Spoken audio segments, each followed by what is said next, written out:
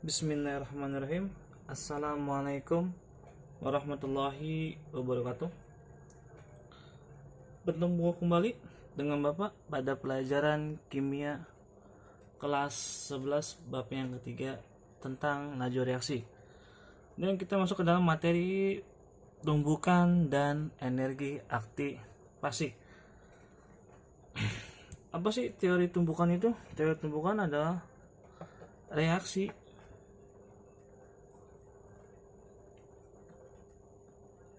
ini reaksi kimia ya, reaksi kimia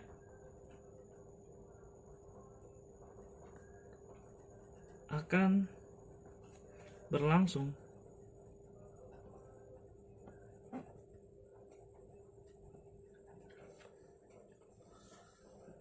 bila terjadi tumbukan.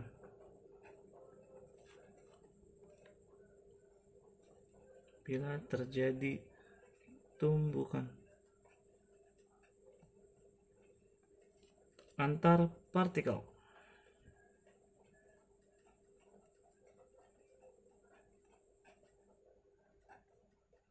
Nah, reaksi kimia akan berlangsung bila terjadi tumbukan antar partikel. Yang pertama, percobaan yang pertama. Oke, di sini ada yang namanya reaktan.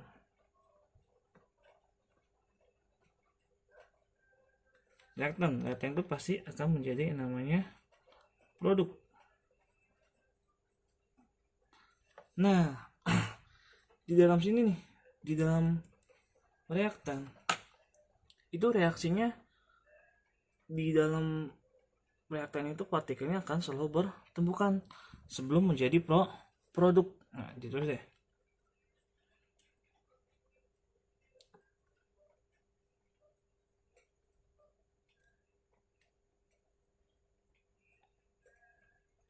Sini antar partikelnya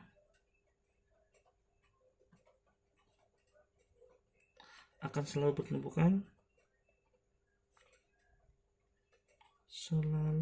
bertumbukan,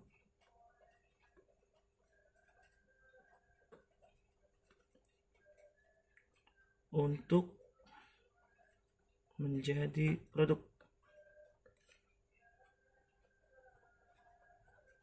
Nah, ini dia nih. Oke. Nah, di sini di dalam reaktan antar partikelnya akan selalu bertumbukan satu sama lain sebelum untuk menjadi produk. Itu percobaan yang pertama. Kemudian kita lanjut ke percobaan yang kedua, di mana reaktan tidak menghasilkan produk. Nah, ingat nih, reaktan yang ini nih,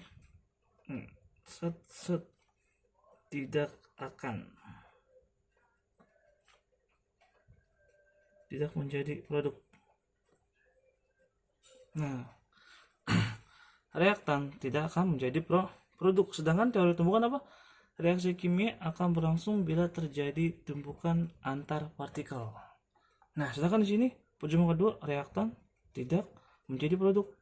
Nah, di dalam tumbukan ini itu ada syarat dan ketentuan berlaku. Waduh, promo aja kan guys, kan syarat dan ketentuan berlaku. Yang pertama, syarat tumbukan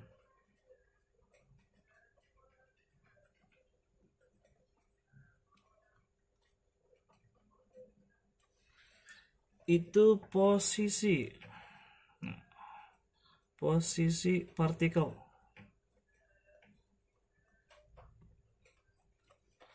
Kemudian yang kedua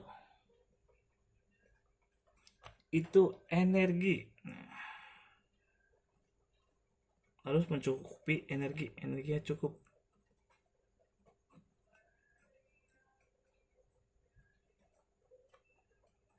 Nah, posisi partikelnya ada, kemudian energinya juga cukup. Contohnya, baik, ini dia, atau tabel dan gambar ya, kan, tabel atau gambar. Sini untuk percobaan pertama dan percobaan yang kedua. Yang pertama yang ini ya, reaktan di dalam partikelnya itu akan menghasilkan produk, sedangkan yang ini ya, reaktan tidak menjadi produk. Yang pertama, syarat dan ketentuan tumbukan. Posisi partikelnya itu harus saling bertabrakan. Sini nih, itu harus saling bertabrakan. Nah, contoh yang sini bertabrakan itu, ini kan partikel hitam kan, nih partikel hitam itu harus bertabrakan dengan partikel yang warna biru. Nah, ini dia baru menunjukkan dia posisi partikelnya menjadi benar, akan betul. Sedangkan yang percobaan yang kedua, nih dia bertabrakan tapi berbeda sama dengan partikel yang dia punya juga.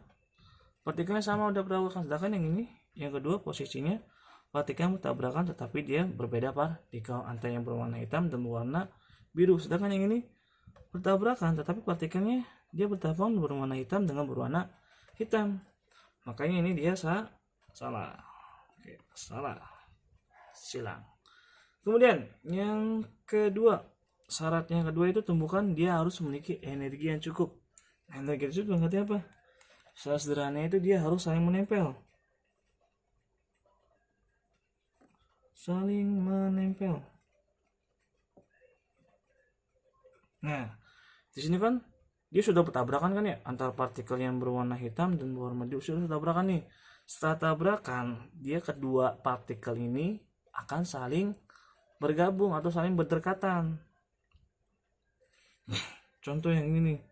Nah, dia akan saling berdekatan nih. Partikel yang pertama, ya kan? Saling berdekatan.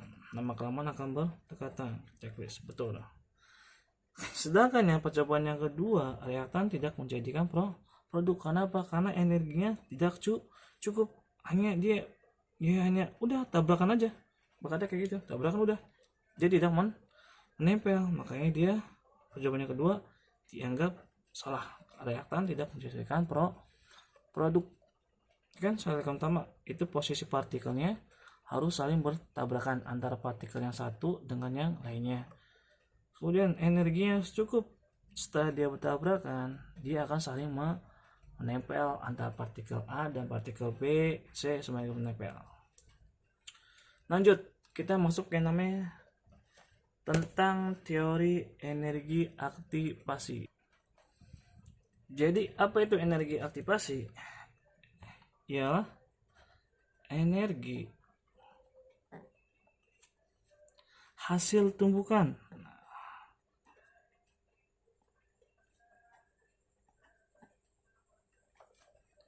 maksimal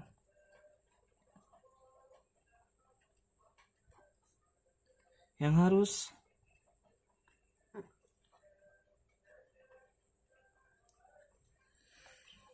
dipunyai partikel.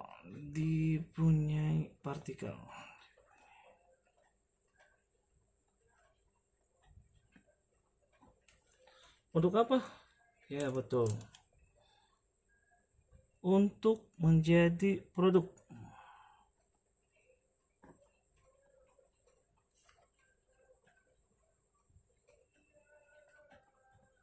Nah, ini dia energi aktivasi. Di dalam energi aktivasi itu dia ada kaitannya tentang reaksi. Iya betul, reaksi endoterm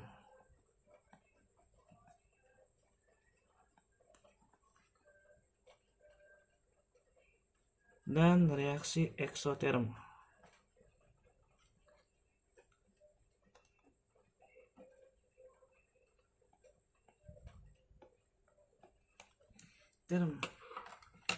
Apa itu reaksi eksoterm dan endoterm? Oke, kita buatkan grafik ya tentang yang namanya energi aktivasi dengan reaksi tumbukan.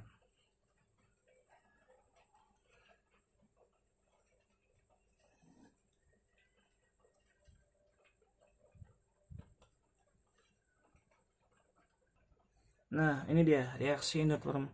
Dimana reaktan itu dia akan semakin menanjak kan, menanjak. Setelah itu dia kelamaan ini nih, hasil tumbukannya reaktan tuh tanjak kan, hasil tumbukan yang ini nih.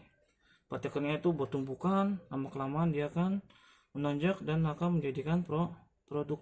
Nah, dimanakah yang dinamakan dengan energi aktivasi? Di sini dia energi aktivasinya tuh.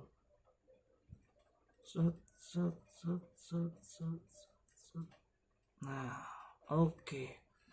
Ini dia yang dinamakan tentang energi aktivasi.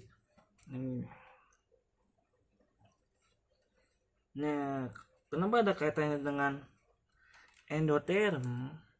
Nah, ingat yang sebelumnya tuh yang dalam materi termokimia.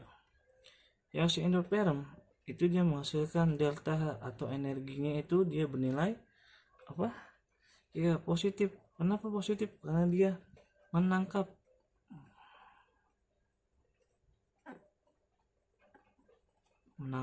kalor. Atau yang endoterm itu dia memerlukan kalor. Karena itulah aktivasi energi aktivasinya banyak. Kemudian yang kedua, grafik dari reaksi eksoterm. Oke. Di sini reaktan itu berada di atas, kemudian produknya ada di bawah. Yang manakah energi aktivasi? Yang itu sini ya, nih kan dia reaktan kan, di reaktannya itu dia mau sedikit nih. Nah, dia sebut juga dengan ini ya, energi aktivasi. Yang eksoterm dia energi aktivasinya kecil dibandingkan endoterm. Kenapa? Ya, itu juga berpengaruh tentang yang namanya delta H atau energinya ya. Eksoterm itu apa? Eksoterm itu dia negatif. Kenapa dia nangkep? Karena dia melepaskan kalor.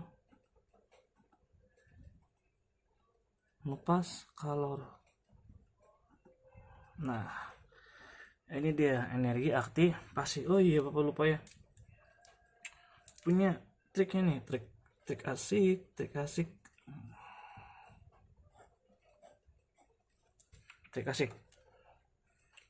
Yang pertama, makin rendah apa? Itu makin rendah energi aktivasi,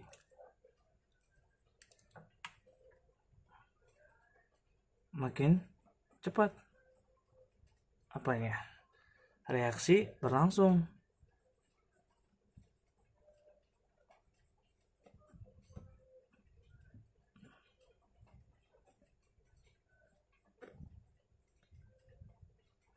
Ya, kemudian lagi yang kedua di tekin dulu deh.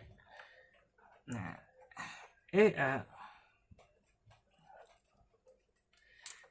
exo itu lebih kecil dibanding energi aktivasi dari endo.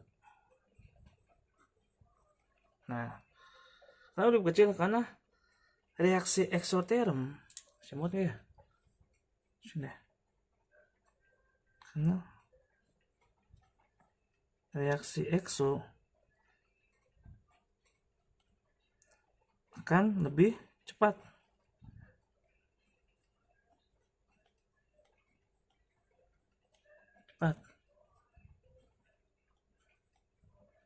dibanding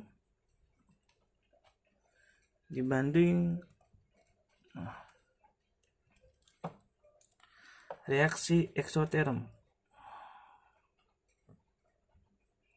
dibanding reaksi endoterm. Nah, kenapa reaksi eksoterm lebih cepat dibandingkan reaksi endoterm? Lihatin di sini reaksi energi aktivasinya eksoterm tuh sedikit kan nih, sedangkan reaksi endoterm energi aktivasinya banyak kan, menemukan banyak. Karena itulah reaksi eksoterm akan lebih cepat dibanding reaksi dari endoterm. Baik, mungkin segini aja materi tentang teori tumbukan dan energi aktivasi tentang laju reaksi. Baik, bila kurang paham silahkan komen di bawah video. Jangan lupa subscribe, like, dan share video Bapak akhiri. Bila taufiq wal hidayah, wassalamualaikum warahmatullahi wabarakatuh.